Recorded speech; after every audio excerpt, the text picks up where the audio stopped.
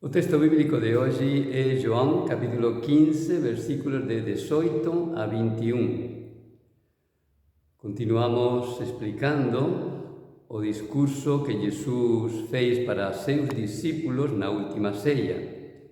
Hoxe ele diz: «Se o mundo vos odeia, sabei que primeiro me odiou a min. Se foseis do mundo, o mundo vos amaría. Porén, como non sois do mundo, o mundo vos odeia. Lembrai daquilo que vos falei. O servo non é máis do que seu señor. Se a mí me perseguiron, tamén a vos perseguirán. Se guardaron miña palabra, tamén guardarán a palabra de vosés». Un texto forte que expresa a antítesis, a oposición entre o mundo e Jesús. Jesús diz claramente que non somos do mundo, que seus seguidores somos dele, non do mundo. Que significa ser de Jesús e que significa ser do mundo? Os seguidores de Jesús seguimos seu proxecto de vida, seus valores.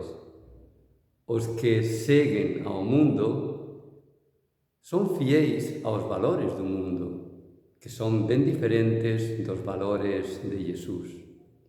Nós, os discípulos e seguidores de Jesús, temos unha identidade específica. Temos un RG propio que non podemos abandonar.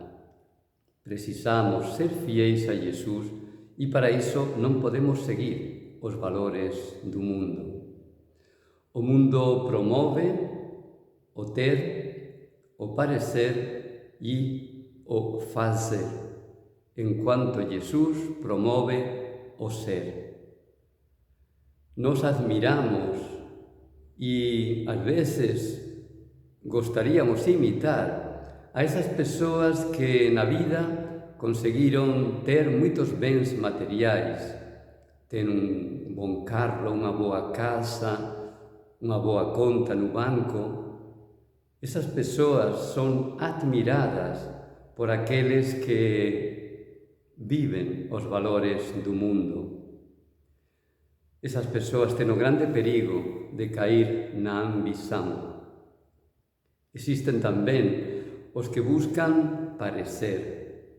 Son aqueles que ten máis prestigio na sociedade, máis fama, aquelas persoas que aparecen nas redes sociais, na televisión, os artistas, os xogadores de futebol, os cantantes. Tudo iso son persoas que principalmente son valorizadas pelo parecer, pelo prestigio e a fama que eles ten. O grande perigo é a vaidade. E, finalmente, ten persoas que son admiradas, elogiadas e invejadas porque se destacaron pelo seu agir. Son normalmente lideranzas que ocuparon cargos importantes na sociedade. Pode ser un grande empresario, un diputado, un presidente do goberno.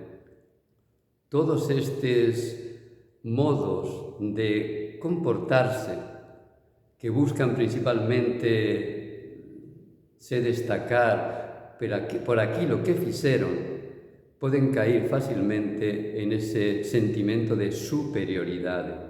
Se achan superiores aos outros e poden cair na tentación de dominar. Os cristãos, os seguidores de Jesús, non vamos atrás nen do ter, nen do parecer, nen do facer.